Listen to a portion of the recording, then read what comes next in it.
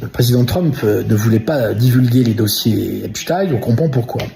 48 heures après la publication de ces dossiers, alors la presse française parle de tout ce qui se passe à l'étranger, en Angleterre, le prince Andrew, en Norvège avec la princesse, je sais pas quoi. Le monde entier est agloussé, mais je me souviens que Epstein passait 4 à 5 mois par an à Paris, avenue Foch, dans son appartement, et qu'il y a quand même beaucoup de Français, il y a une liste terrifiante de Français.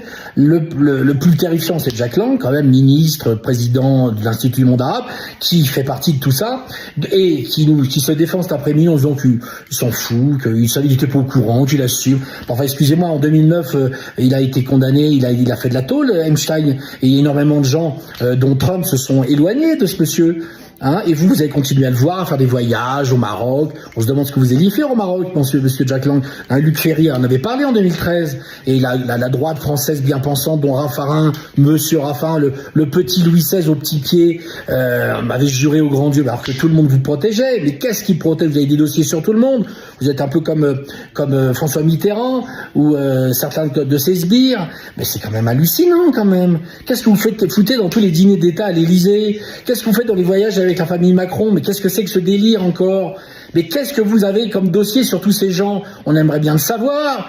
Vous êtes vraiment, mais c'est terrifiant. En plus, on apprend que ces gens-là sont des cannibales, vous faites des mais c'est terrifiant. Vous avez des orgies avec des petites.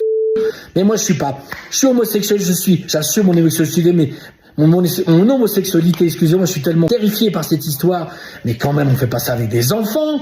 Mais c'est dégueulasse. À croire qu'en France, il faut être pédophile pour faire de la télé et faire de la politique. Vous vous autoprotégez tous. C'est dégueulasse. Vous êtes des monstres. Vous devriez terminer dans des asiles psychiatriques, être enfermés. Et j'espère que aux prochaines élections, les Français voteront pour des gens autres que vous.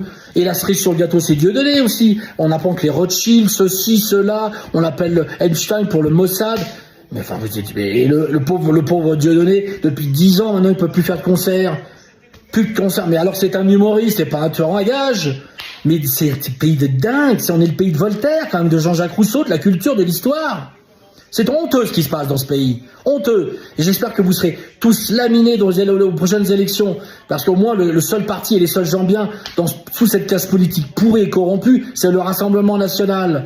Voilà. Donc vive le Rassemblement National. Mais c'est dingue, des c*****.